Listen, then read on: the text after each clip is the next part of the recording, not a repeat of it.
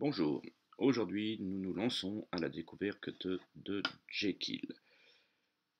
Avant d'attaquer le cœur du problème, je me présente rapidement, je suis Richard Carlier, je suis principalement formateur dans un certain nombre de domaines, dont le développement d'applications mobiles basées sur PhoneGap, la création de pages évidemment HTML, HTML5, CSS3, JavaScript, PHP, principalement WordPress. Je suis plus développeur back-end, mais je suis de plus en plus développeur front-end.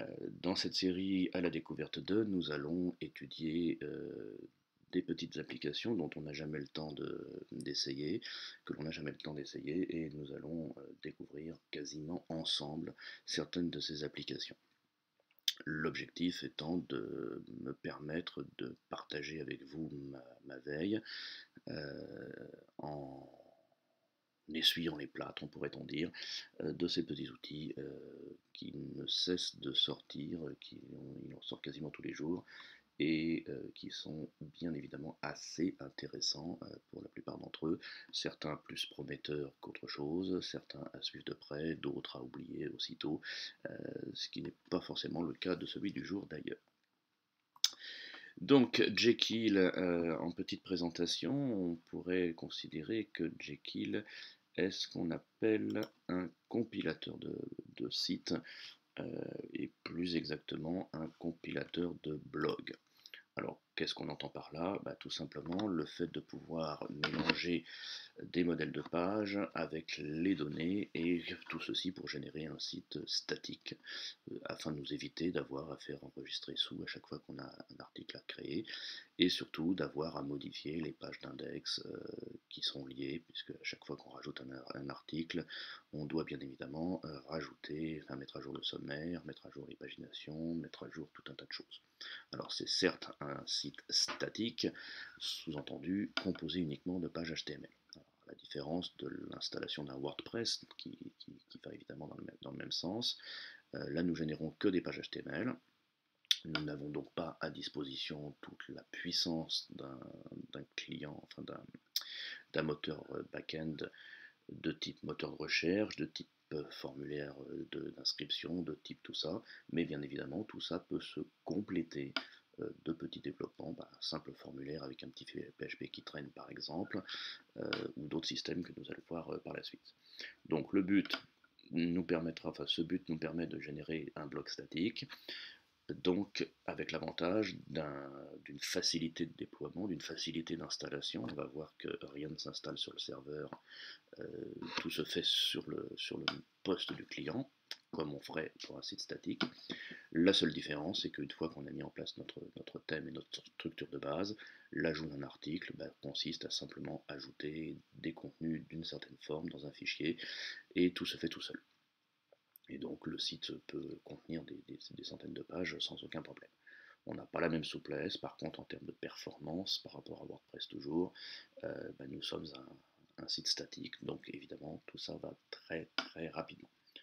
On peut donc se passer d'un langage back-end, sauf formulaire. On peut donc également se servir de Jekyll pour faire des prototypes de sites qui permettent de générer des contenus, surtout si on a évidemment en stock des faux contenus pour pouvoir gagner du temps. Et chose qui m'intéresse aussi à plus d'un titre, c'est la possibilité de le faire, de s'en servir pour notamment la génération d'applications mobiles basées sur du HTML, puisque en modifiant nos thèmes, on pourrait très bien envisager de passer par du jQuery mobile par exemple, ou ce genre de choses, euh, de framework, et de pouvoir justement développer très rapidement une application mobile de plein de pages sans avoir par essence de PHP, puisque le mobile n'en a pas. Alors bien évidemment, les développeurs PHP dont je suis, entre autres, pourraient nous dire que oui, PHP pourrait générer également des fichiers HTML de la même façon. Sauf que là, évidemment, c'est déjà tout fait, et c'est d'une facilité assez déconcertante. Donc je n'ai pas beaucoup joué avec encore, j'ai essayé pendant quelques heures, c'est le principe de cette chronique. J'ai donc découvert, j'ai donc joué, j'ai donc expérimenté, je ne suis pas un spécialiste loin de là. Jekyll est un produit qui date déjà de quelque temps, il y a une bonne documentation, il y a pas mal de blogs, de tutos vidéo qui existent aussi, souvent en anglais bien évidemment, mais c'est vraiment très intéressant. Et on peut donc creuser assez facilement. Je n'ai pas trouvé de référence de livre, je n'ai pas cherché beaucoup de ce côté-là. Alors, en prérequis technique, il n'y a pas grand-chose à avoir, si ce n'est savoir taper dans une ligne de commande. Donc ça, c'est pas très difficile. Il suffit de taper dans le terminal si vous êtes sur Mac, ce qui est mon cas dans cette vidéo, ou sur la console Windows, l'équivalent de toute façon. Alors, Jekyll s'installe très bien sous Windows. Le seul problème, c'est que sous Windows, il faudrait installer Ruby, ce qui n'est pas le cas de tout le monde, alors que Ruby semble être installé d'office sur Mac. Force d'installer plein de choses, je ne sais plus si c'est le cas ou pas, mais il me semble que c'est le cas. On a évidemment besoin d'un éditeur de fichiers, n'importe lequel ferait l'affaire. Donc si vous êtes plutôt Sublime Text, ça marche très bien. Si vous êtes Notepad, ça marche aussi tout à fait. Moi, j'utilise plutôt NetBeans en IDE, ce qui marche évidemment très bien. Là encore, tant qu'on peut ouvrir des fichiers texte, c'est pas un souci. La première étape, alors que j'ai déjà fait hier, c'est de simplement faire l'installation de Jekyll, donc qui s'installe tout simplement comme toutes les gemmes Ruby, en tapant gem install et le nom du package, donc Jekyll. Et si vous êtes sur Mac, sudo devant pour pouvoir demander la confirmation du mot de passe administrateur. Vous avez a priori d'autres méthodes d'installation, donc là je vous renvoie directement à la doc, ce qui me fait penser qu'on n'a pas été voir. Hop, on va y aller tout de suite. Euh, la doc donc, qui va nous permettre effectivement de débroussailler les installations. Hop, on l'a ici, avec notamment les étapes à faire, donc que nous allons faire en direct. Une fois qu'on l'a installé, il suffira de créer un projet et de lancer le projet tout simplement. Donc ça va aller très très vite. Donc la première phase de notre démonstration sera de justement générer un projet vide et ensuite de pouvoir jouer un petit peu avec les templates pour montrer un petit peu les possibilités de la chose. La documentation est assez complète, je suppose qu'elle a d'ailleurs été générée avec Jekyll, ce qui paraît très logique. Puis faire un tour de l'installation, des usages basiques, de la création des contenus avec les formatages de ces contenus, la personnalisation des thèmes et différentes options, et comment le déployer directement sur un site ou sur un GitHub. Partie qu'on n'abordera pas, j'ai pas eu le temps d'expérimenter, mais qui vous permet de faire la mise en ligne une fois la compilation faite, donc de travailler en temps réel. Voilà, et puis un certain nombre d'autres choses. L'historique, donc pas forcément le plus important, mais vous le voyez, c'est un projet qui date de. On va descendre tout en bas. Ça date déjà un petit moment, de 2008. 2008 pour les toutes premières versions. Alors, moi je débarque en 2014. J'avais jamais joué avec, j'en avais même quasiment jamais entendu parler, j'ai oublié. Donc il est toujours temps de s'y mettre. Donc l'installation a déjà été faite en ce qui me concerne, on va donc créer un nouveau projet. Donc pour ça, on a besoin d'un terminal, donc il est déjà lancé dans le dossier en question. Et dans le terminal, on va se placer dans le dossier racine, et je vais donc taper Jekyll new et le nom de mon projet, je vais donc l'appeler mon projet tout simplement. À partir de là, il lance l'installation du site. Il nous suffit de nous déplacer dans mon projet, tout simplement. Bon. À partir de là, qu'est-ce qui s'est passé? C'est pas impressionnant, sauf que si on affiche l'arborescence générée, eh bien on constate un ensemble de fichiers qui sont créés. Donc ça nous donne toute cette série de fichiers. Alors c'est la date d'hier, mais j'ai fait mes essais hier. Un dossier include dans lequel on va avoir les parties communes à toutes nos pages, dont les noms sont ailleurs assez explicites, on peut en créer des nouvelles. On a le footer, le head et le header. Alors, le footer sera la partie du bas de page, le head c'est tous les métas qui vont dans la balise head, et le header c'est le menu de navigation tout simplement. On a également les layouts, donc les modèles de page, dans lesquels on va avoir par défaut 3 modèles. qui correspondent à l'affichage par défaut, principalement la page d'accueil en l'occurrence, un modèle pour tout ce qui est page statique, et un modèle pour tout ce qui est article. On est dans la même logique de construction que WordPress, hein, quasiment, à savoir les pages statiques sont typiquement les pages à propos d'eux, et les articles évidemment créés par le post. On a un dossier posts underscore post qui va être les textes du contenu de nos pages. Donc c'est un format simple texte avec quelques en-têtes très, très simples et le contenu que l'on va taper directement dedans en HTML ou en texte seul, étant entendu que si on met des retours à la ligne, il les générera en paragraphe d'un point de vue sémantiquement correct. Un dossier CSS avec une CSS de base, classique, celle fournie est assez agréable sans casser les briques, hein, mais elle a l'avantage d'être efficace, responsive et très intéressante. Déjà faite donc. Et puis différents fichiers, notamment le fichier config qu'on va étudier un petit peu tout à l'heure, le fichier about qui sera le texte de la page à propos de, le flux RSS qui est généré également, et la page index qui contient des templates, des thèmes aussi. Donc tout ça clé en main, pas très intéressant. Ensuite, le principe étant qu'il faut compiler régulièrement votre projet, et notamment en tapant cette instruction-là, qui va non seulement compiler le projet, mais également, le W nous dit watch, c'est-à-dire surveiller les modifications que l'on fait, et dès qu'on modifie quelque chose, régénérer le projet. Donc ça, c'est première chose. Et deuxième chose, il va également nous lancer un serveur web qui va nous permettre d'expérimenter et de tester le projet.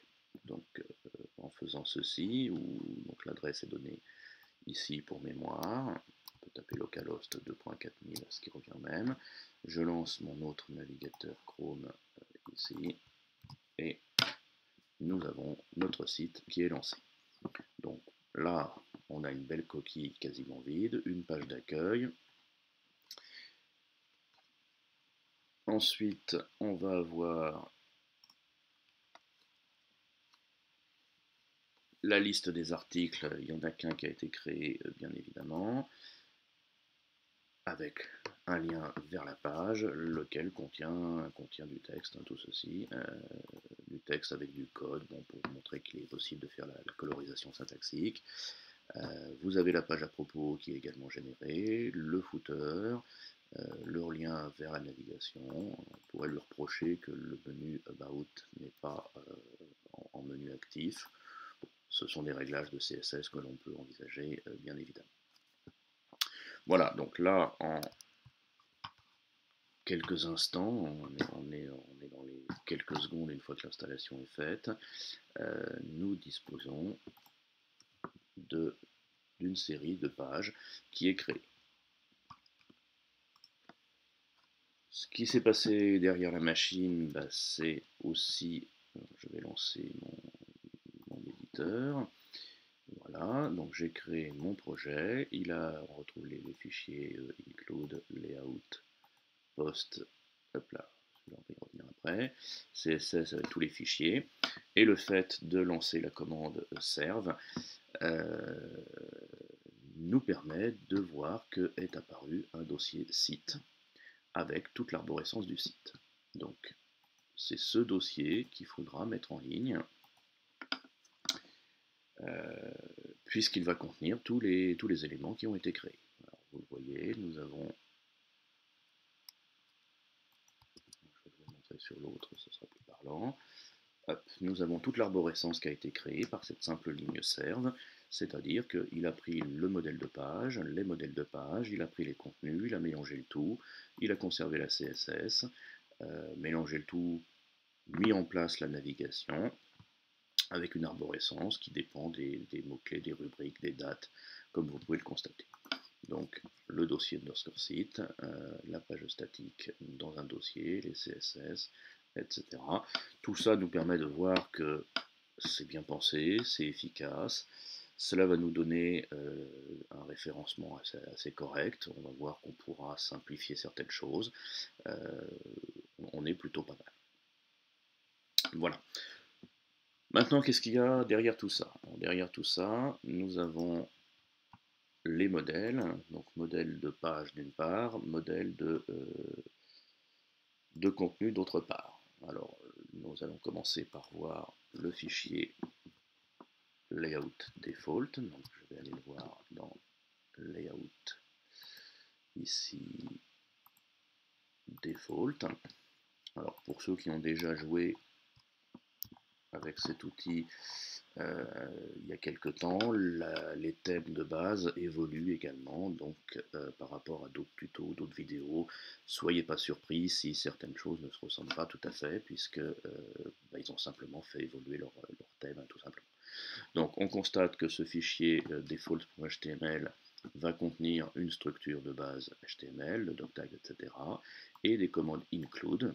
Donc les développeurs PHP ne sont pas surpris de rencontrer ceci. Ça veut dire simplement on va prendre dans le dossier includes un fichier qui s'appelle head et on va l'inclure à la place de cet endroit là.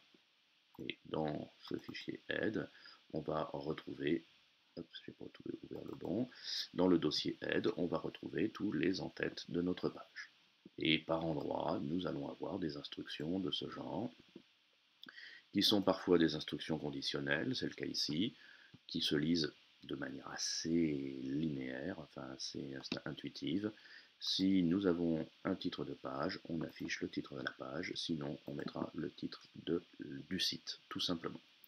Et puis, de temps en temps, on va mettre la description du site et on va faire un certain nombre de choses. Je reviendrai peut-être sur certains détails de ce qu'il y a ici, mais c'est assez parlant quand même.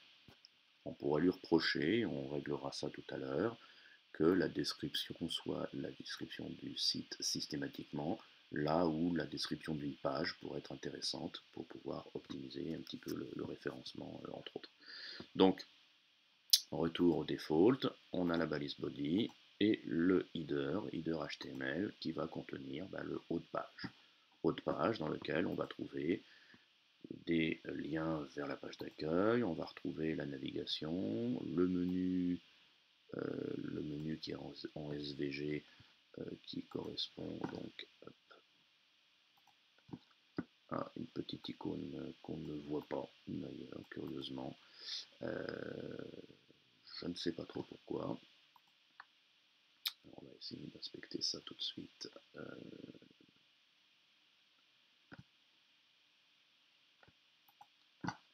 Pourquoi il affiche pas l'icône?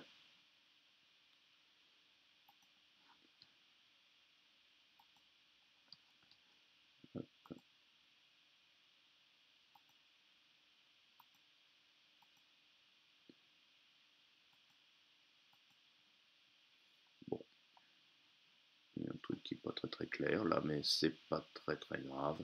A priori, c'est peut-être une icône. Bon. C'est pas très grave, de toute façon, là on est dans le spécifique de notre thème, on pourra de toute façon changer ça sans aucun problème par la suite. Et puis, chose plus intéressante, ici, donc ce qui correspond géographiquement en haut à droite de notre article, la liste des pages. Donc là, on n'a qu'une seule page, donc la liste est vite faite, mais dès qu'on rajoutera d'autres pages statiques, il générera le menu automatiquement ici.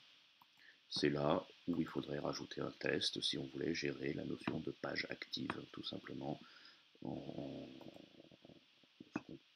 Ce qu'on ne fera pas, j'y avais pas pensé dans ma démonstration, mais qui ne devrait pas poser tellement de complications, tellement de difficultés. Donc le modèle des pages est posé, c'est-à-dire dès que nous avons des parties qui sont communes à différents endroits de nos thèmes, eh bien nous allons faire des includes pour aller chercher les morceaux qui manquent, lesquels includes peuvent également posséder des balises de marquage. Le content étant évidemment le contenu propre à chaque page. Alors, on va se pencher sur un autre modèle, on va prendre le modèle post.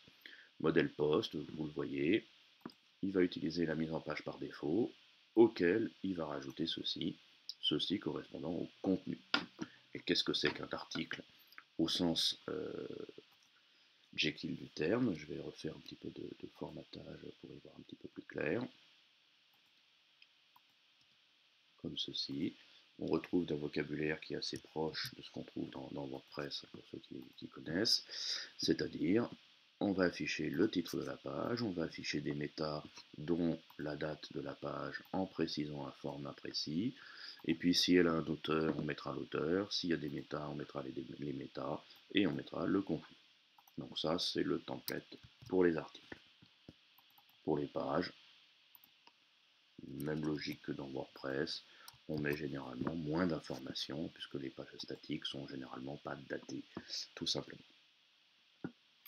Ensuite, eh bien, nous avons à voir nos thèmes pour mettre les données.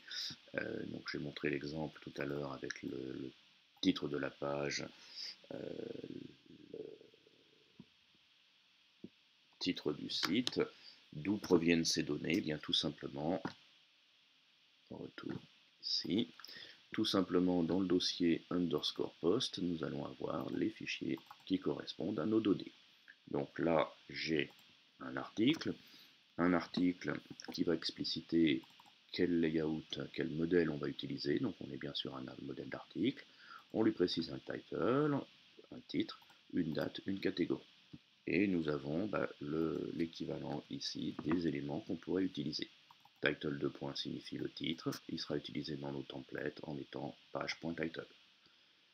Et bien évidemment, on pourra retrouver le page.date, le page.catégorise et autre chose. Tout ceci est séparé par les tirets, c'est-à-dire trois tirets. Je pense que le sous-ligne est important. Et ensuite, vous mettez tout simplement votre contenu, sans se poser de questions, sans nécessairement mettre du HTML, mais on peut mettre du HTML. On peut aussi, je ne vais pas non plus creuser cet aspect, mais définir ce qui semble être des variables qui seront remplacées par l'équivalent ici. Je ne sais pas trop comment ça fonctionne, c'est peut-être simplement des liens, c'est simplement des choses. Là encore, la doc vous complétera l'information. Pour ce qui concerne les attributs du site, c'est dans le fichier config que les choses vont se passer. On va donc dans le fichier config ici, qui nous donne les explications du config, les valeurs du titre, les emails, la description, la base URL, c'est-à-dire la racine. Ça, c'est surtout intéressant, bien sûr, au moment où vous allez mettre en ligne, et notamment si vous ne mettez pas votre site à la racine de votre nom de domaine, mais si vous le mettez dans un sous-domaine.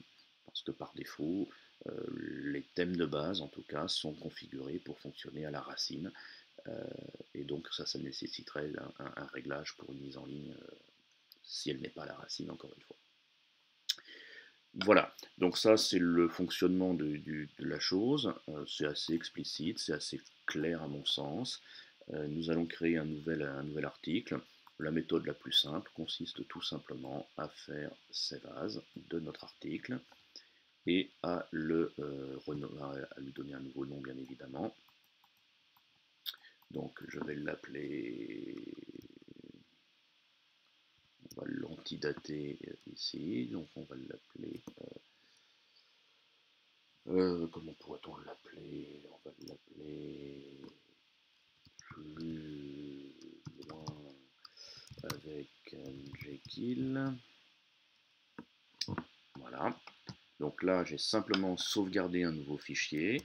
Qu'est-ce qui s'est passé? Le compilateur qui fait le watch a détecté que j'avais fait des modifications. Il l'a même détecté à plusieurs reprises. Et il régénère un fichier du site. Plus exactement, il peut être amené à en régénérer plusieurs. Et si je reviens ici, vous verrez sans autre forme de procès apparaître mon nouvel article. D'accord? Il est totalement identique vu que je ne l'ai pas changé, bien sûr. Ce que je vais faire immédiatement en rajoutant du HTML à l'intérieur. Vous voyez ici, je fais référence à une balise IMG, donc il va falloir que je glisse très rapidement mon image, bien entendu. Donc on va aller dans mon projet de test avec un dossier images que je mets dans mon projet. Voilà. J'ai dedans trois images, des photos de vacances hein, pour information. Voilà. Je les mets dans un dossier IMG, et là auquel il faut faire très attention, point auquel il faut faire très attention, à la racine de mon projet, et surtout pas dans le dossier underscore site. Je vous rappelle que le dossier underscore site va être généré, il sera donc vidé et recréé intégralement à chaque compilation, y compris les éléments statiques qui doivent se trouver systématiquement à la racine. Faites très attention à ça, je me suis fait avoir la première fois, donc faites attention. On récupère du faux texte, donc par exemple sur le site fauxtext.com ou n'importe où. Donc je vais reprendre celui-ci, je l'avais fait hier. Hop, je le récupère pour l'intégrer ici. Ici, donc vous le voyez, nous sommes en HTML, en semi-HTML, un langage à marqueur assez précis qui s'appelle Markdown, qui s'inspire du HTML et dans lequel on peut mettre autre chose que du HTML entre autres. Pas besoin de mettre les balises paragraphes, si on les met c'est pas gênant, mais on peut très bien mettre des balises strong.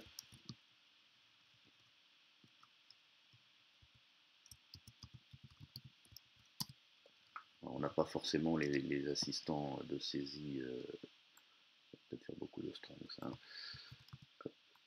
On n'a peut-être pas toujours les assistants de saisie du fait qu'on n'a pas une extension HTML, donc ça doit se régler aussi bien sûr. On pourrait rajouter des classes, on pourrait rajouter des balises de style, on pourrait rajouter ce qu'on veut, des images. Donc, je sauvegarde, retour à mon site, et là vous le voyez, hop, il a recompilé, il a régénéré, on est bien le 8 juin, je clique sur aller plus loin, et hop, vous le voyez, mon site est généré, il est actualisé. Donc, j'ai mes deux articles, l'article initial, le mien, et je peux comme ceci en créer. La balise strong évidemment est apparue. Chose intéressante, si on regarde le code source, on voit que la page est totalement sémantiquement claire, un peu comme dans WordPress d'ailleurs, même remarque, elle est sémantiquement correcte, elle est valide W3C, si votre thème l'est bien évidemment. Si vous avez fait quelque chose d'assez sale, forcément ça restera ça, il ne va pas faire de miracle à ce niveau-là. Alors, petit lien, petit détail concernant le canonical, vous le voyez, il a mis un lien canonique, là encore, parce qu'on n'a pas fait le réglage nécessaire, qui serait à faire si on mettait en ligne, bien sûr. Ça correspond aux attributs qu'on a dans le fichier configuration, bien évidemment. Donc, le principe est posé, on a créé une première page, on va créer une deuxième page, pour le plaisir. Alors, on a constaté que je n'ai pas changé la date, hop, ici, et c'est donc la date, non pas la date du fichier qui est prise en compte, mais bien la date qui est spécifiée ici. Je présume que le nom du fichier exact importe peu, c'est les informations qui sont à l'intérieur qui sont intéressantes, bien sûr.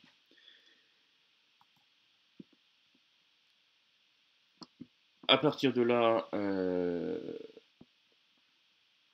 nous allons pouvoir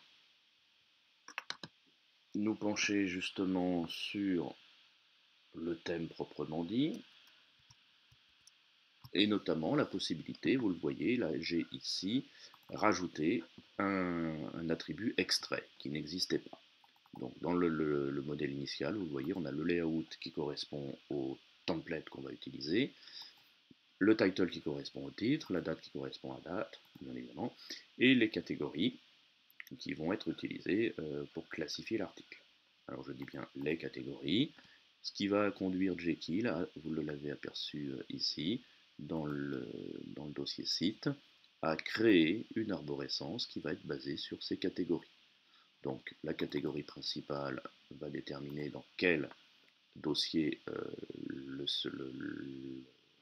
l'article va être placé, et si vous avez une deuxième catégorie, eh bien, il va être placé dans un sous-dossier, et ensuite un découpage en fonction de la date. Voilà. Donc, ce qui nous permet d'avoir des choses assez organisées sur notre site et plutôt bien pensées en termes de référencement là encore. On verra par la suite qu'on peut tout à fait jouer sur cette organisation et générer autre chose. Donc j'ai mis plusieurs catégories. Là, je vais rajouter un extrait. L'idée derrière cela étant de raisonner un peu dans le sens de WordPress, d'avoir sur certains endroits de la page, notamment la page d'accueil, la date, le titre et un petit résumé qui apparaîtrait en dessous. Et quand on est sur cette page-là, c'est évidemment l'article qui va apparaître. Cet extrait nous servira également à modifier le template du head pour que la description soit celle de l'extrait en question. Donc j'ai créé un extrait, vous le voyez, j'ai inventé une nouvelle balise que j'ai appelée extrait, son nom importe peu, 2 points, et puis ensuite on met la valeur qu'elle va prendre. On tombe dans une notion de variable, hein, bien évidemment. Une fois que j'ai fait ça, qu'est-ce que je vais faire? Je vais aller sur le site index pour pouvoir utiliser cet extrait ici. Donc, dans mon fichier index qui est ici, nous allons avoir la structure de notre thème. Je vais la réorganiser encore une fois pour qu'on y voit un petit peu plus clair. À savoir, on a ici une classe home, le titre, donc ça, on va en profiter pour le traduire, à savoir liste des articles par exemple. Ensuite, une liste à puces et une boucle qui va nous dire pour tous les postes qui sont dans le site, on les prend un par un et pour chacun, on affiche la date dans un certain format. On crée un lien avec l'URL, on ajoute le titre et on boucle. Et puis on fait un lien flux RSS en bas pour pouvoir le mettre en dessous et le traduire dans la foulée. S'abonner à notre flux RSS. Donc, moi, je vais changer principalement cet emplacement-là pour qu'on puisse générer tout simplement notre extrait, utiliser notre extrait. Donc, j'ai repris le post-date, j'ai changé le format pour être dans un format plus français, parce que ça parle plus. J'ai pris un format jour / mois / année. On peut traduire, il y a des extensions qui permettent de gérer l'internationalisation et donc on pourrait afficher la date en français, donc 8 juin 2014 en ce qui nous concerne. Je n'ai pas touché au lien, par contre j'ai rajouté un extrait tout simplement. Et automatiquement je sauvegarde et ma page d'accueil a changé. La liste des articles est devenue en français, la date a changé de format, et puis bien sûr, pour ceux qui ont un extrait, il s'affiche, pour ceux qui n'en ont pas, il ne s'affiche pas. Dans cette hypothèse, comme je n'ai pas mis de test particulier, on courrait le risque d'avoir une balise paragraphe vide pour ceux qui n'ont pas d'extrait, donc on va rajouter les extraits automatiquement. On va tout de suite avec celui-ci, extrait. Contenu généré par l'installation. Et là, il est exploité, c'est du direct. Première phase, donc je crée facilement des nouvelles balises d'entête, comme ceci, c'est-à-dire je lui donne n'importe quel nom, explicite tant qu'à faire, n'importe quelle valeur, et je peux l'exploiter très facilement dans mes thèmes en utilisant tout simplement le nom que j'ai pris et ici. On retrouve là des syntaxes qu'on appelle moustache, qui sont propres à beaucoup de langages pour tout ce qui est attribut des valeurs. Et puis là, on retrouve des syntaxes pour tout ce qui est commande, qui serait l'équivalent plus ou moins des balises PHP pour les développeurs qui y sont habitués. J'avais dit que je voulais également exploiter cet extrait dans le méta, mais là pour le coup, je vais rajouter le test ici, à savoir s'il y a un extrait de page, je mettrai l'extrait de la page, sinon je mettrai l'extrait, la description du site. Là encore, parce que le W3C Et Google, entre autres, n'aime pas les balises vides, tout simplement. Donc on va dans la balise aide et on change cette ligne-là pour la remplacer par une qui exploite notre extrait. Je fais un test. Si l'extrait existe, pour l'afficher, si l'extrait de la page existe. Sinon, j'utilise la description du site. Charge à moi, après, de m'arranger pour que toutes les pages possèdent des extraits. On est sur la page d'accueil, il n'y a pas d'extrait. On va donc voir que c'est la description du site qui s'affiche. Si je vais sur la page aller plus loin, on va voir que c'est mon extrait de l'article qui s'affiche. Donc on est plutôt bon.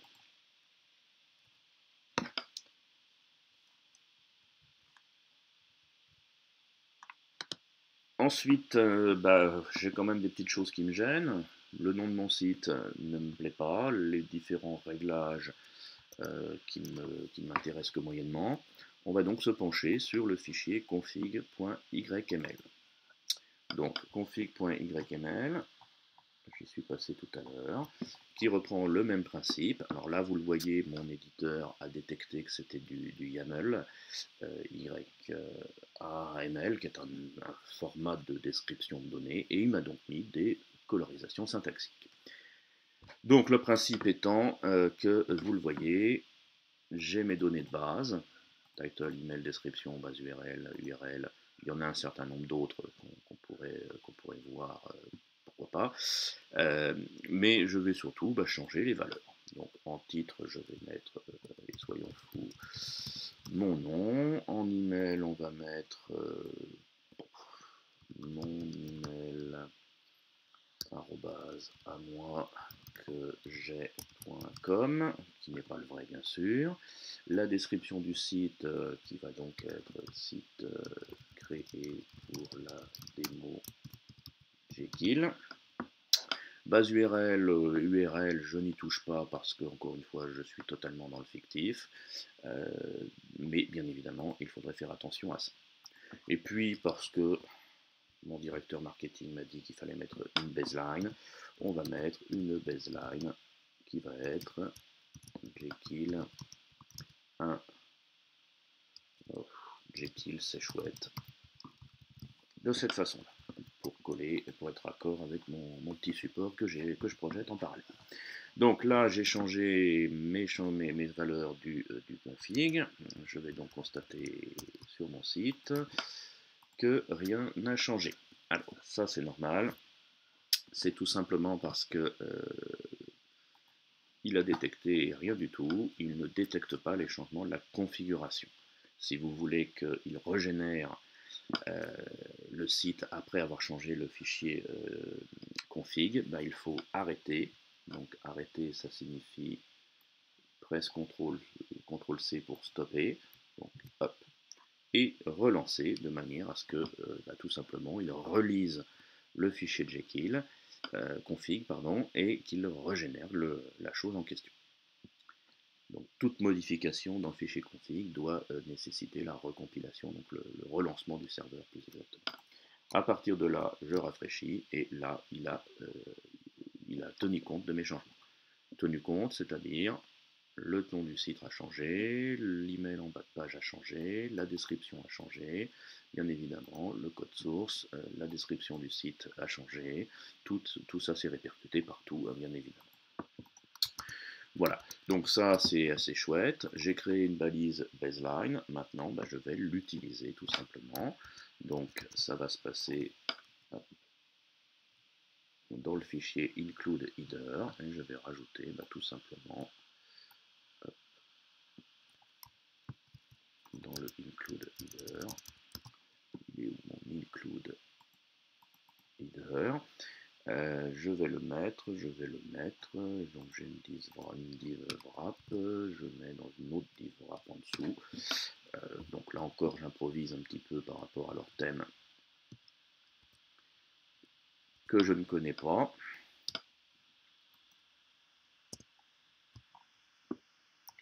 Qu'est-ce que j'ai fait en faisant ça? Tout simplement, comme baseline est une information qui dépend de la config, c'est donc site post.baseline, et comme ça ne dépend pas d'une page, ça n'est pas page.baseline, ça ne dépend pas d'un article, ça n'est donc pas post.baseline, bien sûr. Voilà, donc là j'ai modifié mon thème, je le sauvegarde, il a bien détecté qu'un fichier avait changé, et ma baseline apparaît. Et puis comme c'est dans une partie commune, elle va apparaître à tous les endroits de mon site. Voilà. Donc ça me permet justement de pouvoir créer des choses assez facilement, notamment des modifications dans mon thème, d'une part, et puis des valeurs qui seront exploitées dans le fichier config, depuis le fichier config, qu'on va réserver pour la configuration du site, pour les données propres à toutes les pages, propres au site en lui-même. Les informations spécifiques aux pages iront dans les pages, et puis les informations spécifiques aux articles dans les articles seront sans doute. Voilà, donc petit tour, alors puisqu'on est encore dans le fichier config, on va y rester. Les permaliens qui génèrent, je le rappelle, nous permet de créer une arborescence qui ressemble à ceci, qui est à mon sens un petit peu lourdingue, surtout sur un blog où finalement on va peut-être privilégier une certaine simplicité. On va donc jouer avec les permaliens, pour reprendre le vocabulaire WordPress là encore, ou lien permanent, c'est pas forcément spécifique, en paramétrant les permalinks tout simplement. Donc là je le prends en passant, retour dans le fichier config, et vous le voyez par défaut, il appelle ça pretty, qui est son format standard, mais oula. Je peux de cette façon-là lui dire mes permaliens vont ressembler à quelque chose comme ceci. C'est-à-dire, je prends la racine, et puis je rajoute le mois, donc l'année, le mois, le jour, et le titre, et puis je rajoute HTML, parce que après tout, je suis dans un site en HTML. Je sauvegarde, je restoppe le serveur pour le relancer, et si je reviens sur mon site, vous voyez que l'URL de mes pages a changé. Ce qui me permet aussi de vous montrer que l'arborescence du site a changé, il va tout mettre à la racine tout simplement, sous le format que l'on a décidé de prendre. Alors, garder les dates peut être intéressant, de rajouter les permaliens, sous-entendu, vous le voyez ici, il prend le titre, et puis très certainement il enlève les accents, les tirets, les espaces, les caractères spéciaux pour les nettoyer, là encore sur le modèle de ce que fait WordPress également. Donc là, on a une structure qui est beaucoup plus lisible, beaucoup plus simple, qui me paraît plus sympa. Là encore, à vous de voir ce que vous en faites. La doc vous propose là encore pas mal de choses. Allons-y. Pour pouvoir construire votre arborescence. Donc là, nous avons un chapitre entier qui est consacré au permalien, dans lequel on va pouvoir exploiter les catégories, les différents éléments. Donc, voilà. Nous avons des choses que l'on peut faire sur mesure. Donc là, je vous ai montré Year, Month, Day, mais vous le voyez, on a aussi le Categories. On va le tenter pour voir ce que ça donne, en rajoutant, par exemple, 2.categories title. J'ai peur que ce soit un petit peu bavard comme système, mais on va le tenter quand même.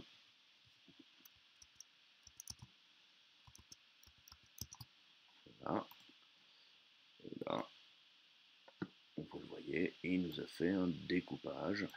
Sous-entendu, l'année, le mois, le jour, la catégorie principale, la catégorie secondaire et le titre. C'est pas mal, ça me plaît moyen personnellement, mais à vous de voir ce que vous pouvez en faire, bien sûr. Donc on va regarder ce qu'on a dit. Il nous permet aussi d'avoir des formats personnalisés et puis quelques exemples de différentes choses. Voilà. Donc, c'est pas aussi puissant, je pense, que le fonctionnement de WordPress, mais c'est quand même intéressant. Alors, on va aller un petit peu plus loin quand même. On a fait le tour des commandes qu'on va qualifier commandes de base. On va, puisque j'ai mis des images, créer une galerie d'images. alors galerie d'images, qui va me permettre tout simplement de vous montrer d'une part comment créer une nouvelle page. On voit que nous avons ici about.md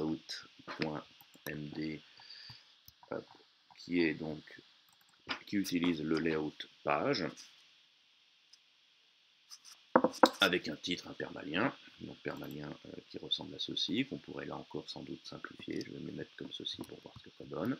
Et puis plutôt que de l'appeler about, je vais l'appeler à propos de. Et puis on va l'appeler, on va changer le contenu pour mettre ce site a été généré par Jekyll dans un tutoriel de Richard Carrier. On se fait mousser un petit peu en passant. Voilà, donc là, je change le permalien, je change le titre. Qu'est-ce qui a changé? Évidemment, tiens, pas grand chose. Alors là, il y a un truc ici qui n'aime pas. Peut-être qu'il faut effectivement conserver. Voilà, il faut conserver le slash final.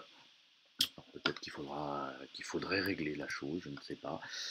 Donc là, j'ai bien mon nouveau titre qui apparaît. Ma page s'appelle toujours About. Par contre, on a bien notre contenu qui a évolué. Je vais zoomer un petit peu d'ailleurs, si je peux. Alors, je ne l'ai pas montré tout à l'heure, je peux le faire dans la foulée. Hop. Le site est bien évidemment tout à fait responsive. Le thème de base proposé, vous le voyez, mon menu est passé là. Bon, il propose que mes pages statiques, tout ça peut se changer bien évidemment. Je ne m'attarde pas trop sur l'aspect CSS, hein, c'est une CSS. La CSS de base, on peut prendre n'importe laquelle, on peut créer la structure de base comme on le souhaite bien sûr. Donc j'ai ma page à propos, je vais créer une nouvelle page que je vais appeler Save As, que je vais appeler Galerie.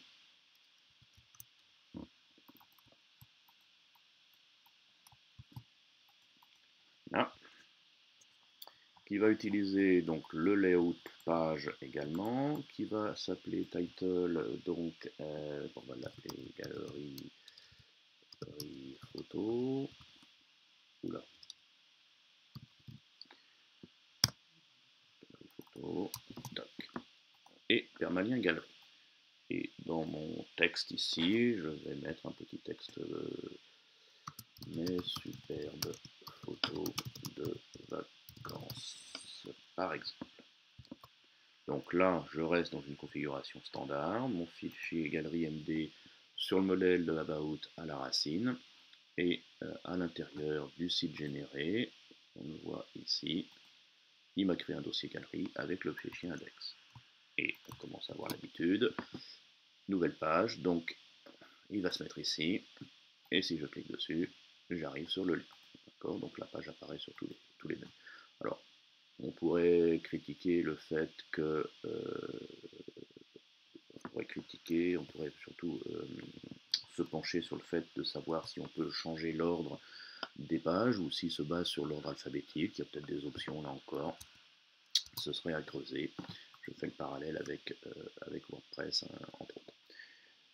Ensuite de ça, je vais définir là pour le coup un nouveau layout, une nouvelle mise en page. Je vais lui dire, je vais prendre le layout galerie. Layout galerie, c'est-à-dire que là pour le coup, hyperpied, je n'ai pas encore créé ce layout là, donc il ne comprend pas, il ne met aucun layout. On va donc créer un layout, ça va se passer dans le dossier layout, et puis on va prendre le modèle de page, tout simplement, je fais Save As, et je l'appelle galerie. Là, il a retrouvé ses petits, il me met mon modèle. Ce galerie va ressembler grosso modo à celui-ci, à savoir le header, etc. Sauf qu'on va rajouter ici une fonctionnalité intéressante de Jekyll, c'est le fait de pouvoir faire de la programmation tout simplement à l'intérieur de notre document. Alors on va se lancer. avec des instructions assez classiques, boucle for. J'ai 3 images en stock, donc je vais aller faire une boucle de 1 jusqu'à 3. C'est une syntaxe assez inhabituelle pour moi, mais j'ai fait des essais comme ceci, qui va donc nous faire quoi en l'occurrence, bien évidemment, ne pas oublier and for, hop là,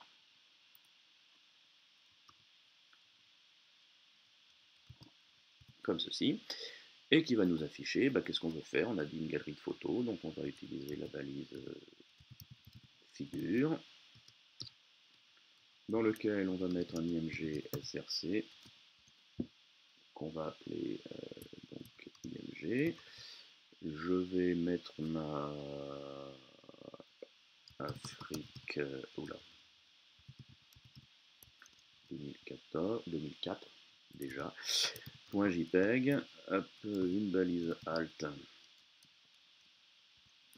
comme ceci, on va pas s'embêter, on va mettre ça en alt, et puis un fig caption, oula,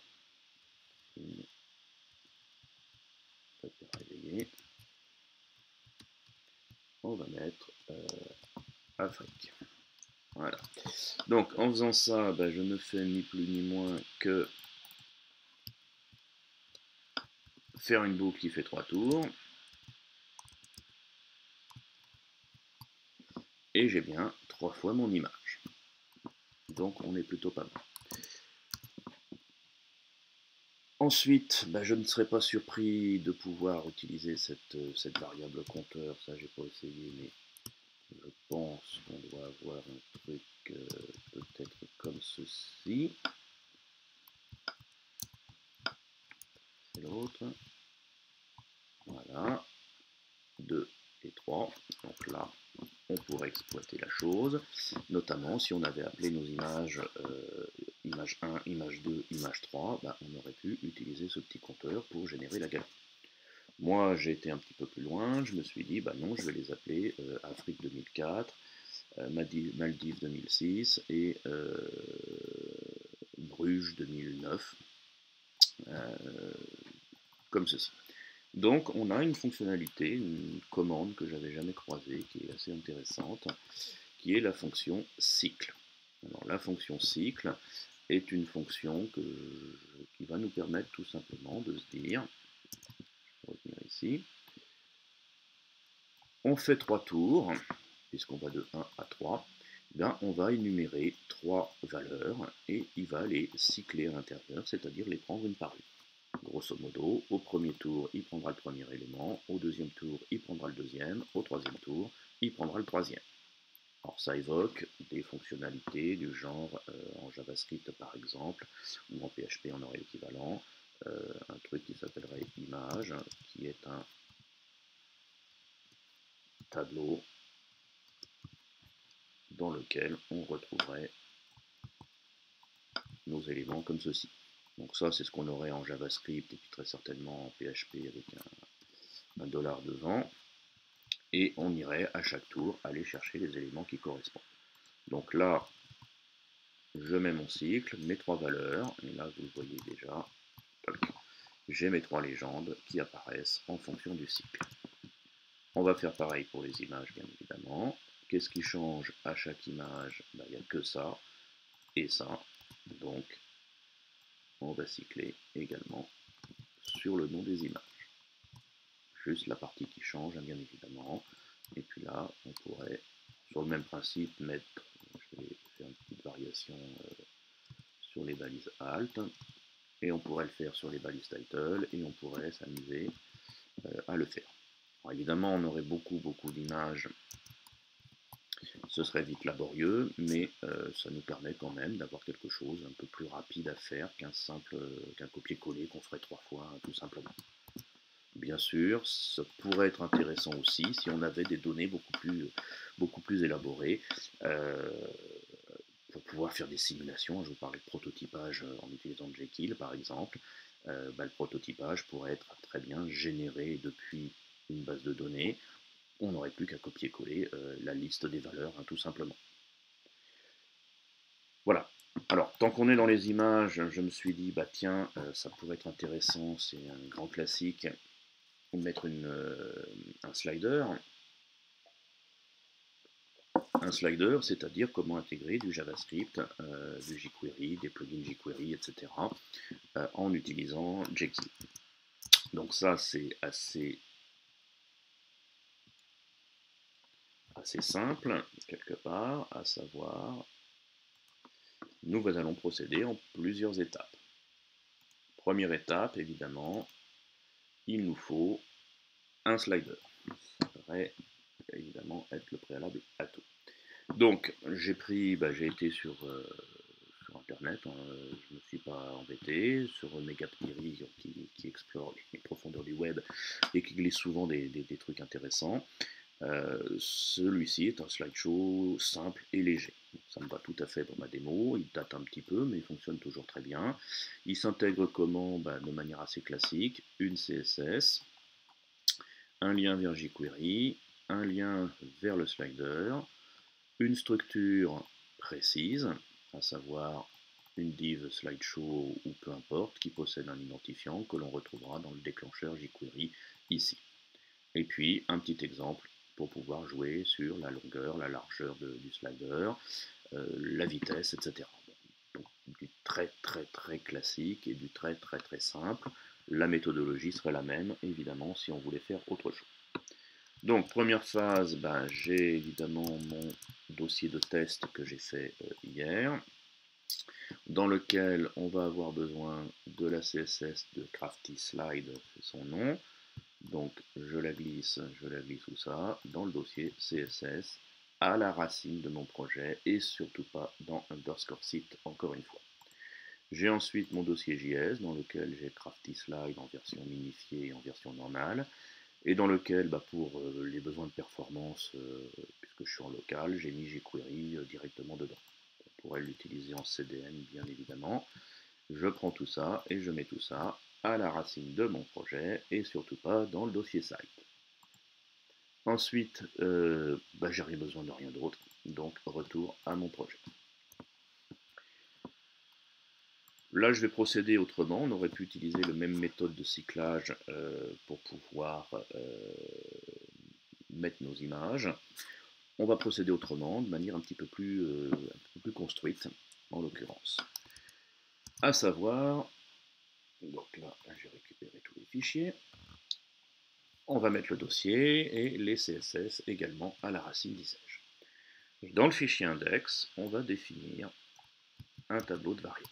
Donc là, on est dans une syntaxe précise. Ici, je suis dans le fichier index et je vais énumérer mes images. D'accord, donc là, je constitue réellement un tableau de variables que j'ai appelé carrousel tout simplement et qui va lister mes images. Attention à la syntaxe, je vais zoomer maximum. Je me suis fait avoir hier. Ne pas oublier de mettre un espace devant, un espace derrière le petit tiret qui est ici, et puis ensuite d'énumérer mes images, là dans l'ordre où je veux les afficher, bien évidemment. Ensuite donc, on va se poser la question de l'optimisation de notre tableau. Donc là, déjà, je ne fais que définir les variables, je ne les exploite pas encore. Ensuite, si on lit la doc de tout plugin jQuery, je retourne dessus, on va se dire qu'il va falloir inclure, disais-je, la CSS ici. Donc la CSS, bonne pratique, on va les mettre dans le dossier head. Ici, on a déjà la CSS de Jekyll. Je vais donc chercher ma CSS à moi. Donc ma CSS ici, Crafty Slide. Mais bien évidemment, je ne veux pas mettre cette CSS systématiquement. Je ne veux la mettre que sur les pages qui ont le slider. Là encore, pour optimiser au maximum. Donc, pour cela, on va simplement faire un test, à savoir celui-ci.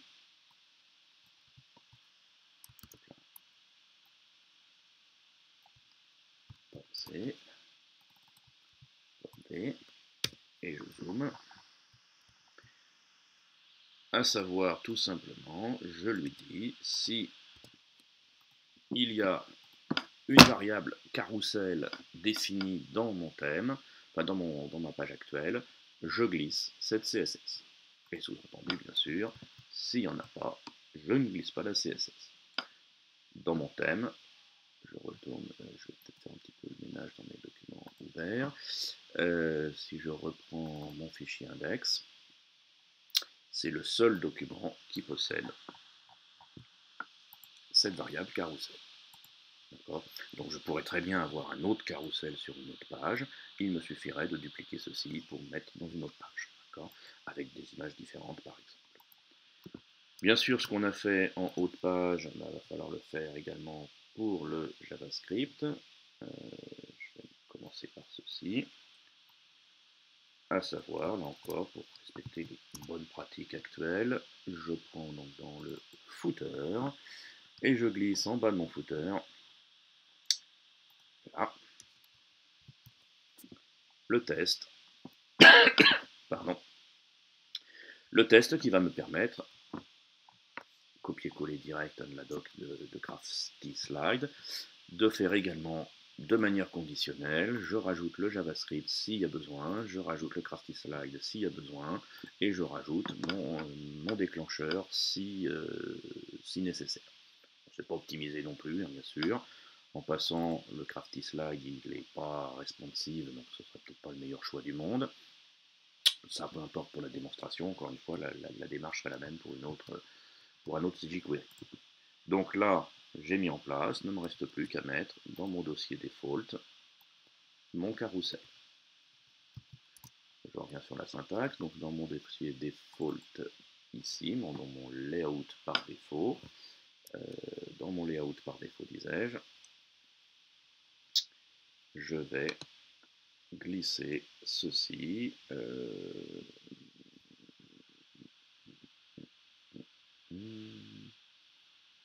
On va le mettre avant le...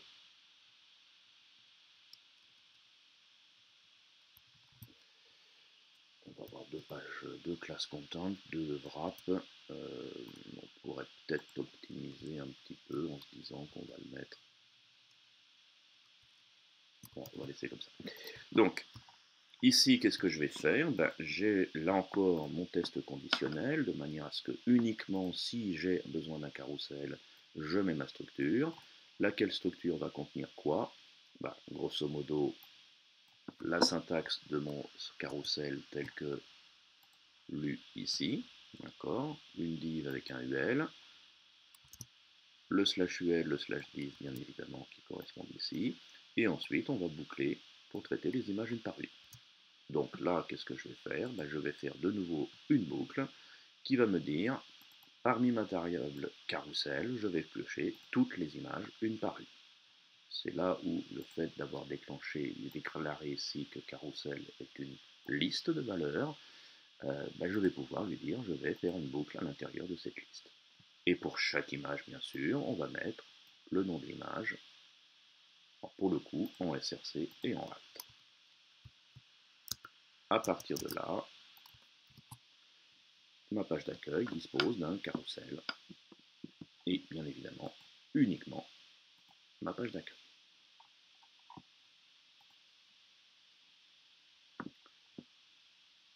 Voilà, donc on a bientôt fini le tour. Alors un petit truc intéressant dans Jekyll, c'est le fait de pouvoir jouer sur la pagination.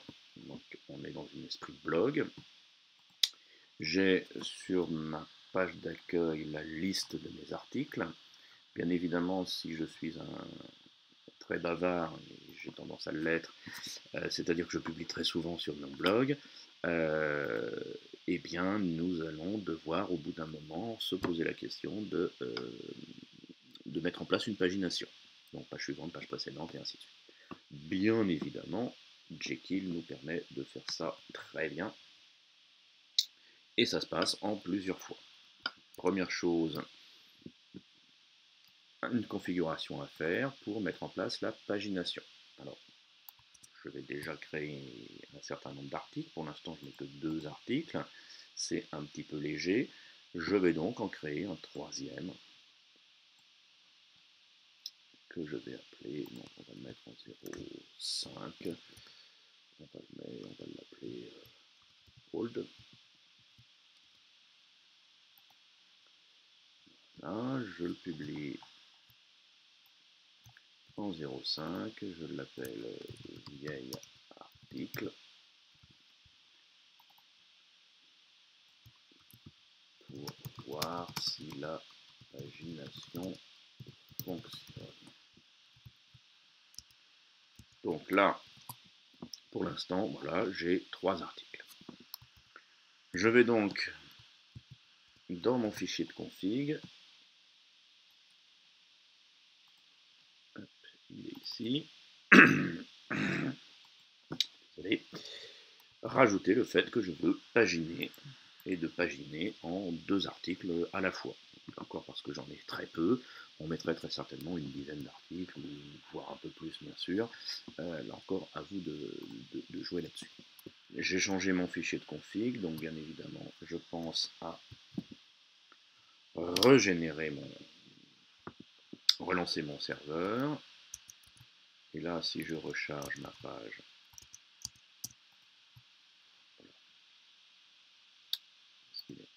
ici, hop, il ne se passe rien. Ah. Alors pourquoi? Eh bien tout simplement parce que j'ai créé une pagination, il faut que je gère cette pagination. Pour gérer cette pagination, eh bien c'est très simple, je vais dans mon fichier index, et au lieu de lui dire que je boucle par rapport à la liste des postes qui sont dans le site, je vais lui dire d'utiliser le paginateur, ou le gestionnaire de pagination, on pourrait l'appeler comme ça, c'est-à-dire de tenir compte du fait qu'on est tantôt sur une page ou tantôt sur une autre. Et là, mon article numéro 3 a disparu, c'est normal, il est sur la page suivante. Alors bien évidemment, si je veux pouvoir jouer et accéder à cette page suivante, il faut que je mette en place des boutons suivants précédents. Et pour ça, c'est encore assez simple. Il me suffit de chercher dans la doc de Jekyll ou bien sur des blogs divers et variés qui parlent de Jekyll et de grosso modo lui dire ceci, c'est-à-dire, je vais zoomer un petit peu en arrière quand même, dans la logique de construction, à savoir si il existe une page précédente, qu'est-ce qu'on va faire? Si la page précédente c'est la numéro 1, on fait un lien vers la page d'accueil. Si c'est une autre des pages, on va faire un lien vers un fichier qui s'appelle page 1, ou page 2, ou page 3, ou page 4, selon le numéro de la page précédente. Et s'il n'y a pas de page précédente, soit on met pas un lien, soit on met rien du tout, soit on met rien du tout, d'ailleurs on va alléger un petit peu le template de cette façon. Et de la même façon, si je suis sur une page qui dispose d'une page suivante, eh bien on fait un lien vers la page suivante, tout simplement. Donc une série de tests pour vérifier si on a cette mécanique qui se met en place. A-t-on une page précédente? Si oui, est-ce qu'elle ne serait pas la première dans ce cas-là, lien vers index? Sinon, on fait lien vers le numéro de la page. On indique en plus le nombre de pages qui dispose ici, donc ça c'est facultatif, et ça nous donne la mise en place de notre pagination ici. Un lien vers la page suivante, on a toujours notre slider, et un lien vers la page précédente. On pourrait rajouter un test pour lui dire que je ne veux pas de slider sur la deuxième page. Là encore, est-ce vraiment utile dans notre démonstration? Donc là, voilà, le tour est fini en ce qui me concerne. Je trouve que le produit est assez intéressant. On a en quelques instants, c'est-à-dire, on ne peut même pas lancer de chronomètre, mais je dirais moins d'une heure, en allant assez lentement du fait de la démonstration, générer tout tous les outils nécessaires pour créer un blog. Alors attention, un blog statique, bien sûr. Alors, vous allez me dire, bah oui, mais un blog, le principe, c'est qu'il faut qu'on puisse mettre des commentaires. Bah, pas de souci, vous avez des solutions maintenant qui existent pour pouvoir glisser des systèmes de commentaires. Donc, l'un d'entre eux s'appelle Disqus, qui vous permet, en glissant 2-3 lignes de JavaScript au bon endroit, de pouvoir intégrer des commentaires qui sont gérés par Disqus, justement. Ce qui vous permet notamment d'avoir des systèmes de commentaires sur des sites statiques, et c'est exactement ce qui nous intéresse dans Jekyll. Et c'est tellement lié à Jekyll que Disqus a fait à cette adresse-là un petit tuto sur comment mettre en place Disqus sur un site généré par Jekyll. Alors là, bien sûr, il suffirait de mettre effectivement le comments égale true, et puis très certainement de glisser quelques petites choses, notamment le embed code universel, qui ressemble à ceci, à savoir un gros morceau de JavaScript tout simplement. Gros morceau de JavaScript qui nécessite que vous soyez évidemment inscrit sur Disqus et que vous glissiez votre code Disqus au bon endroit, bien sûr. Donc ça vous permettra donc de créer un réel blog sans vous embêter à installer WordPress, avec toute la performance d'un site statique.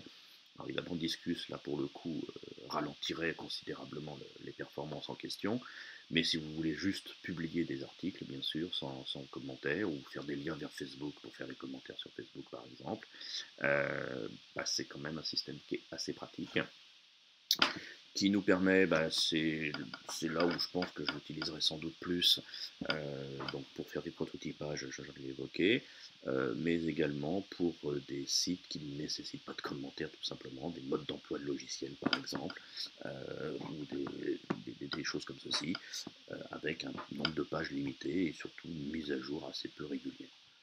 Voilà, donc en espérant que tout ça vous a évidemment intéressé, donc je rappelle que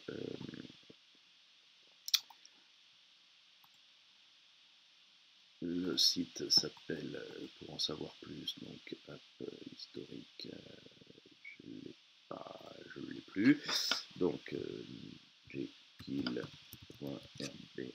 non c'est jekyll.rb, pardon. Voilà, donc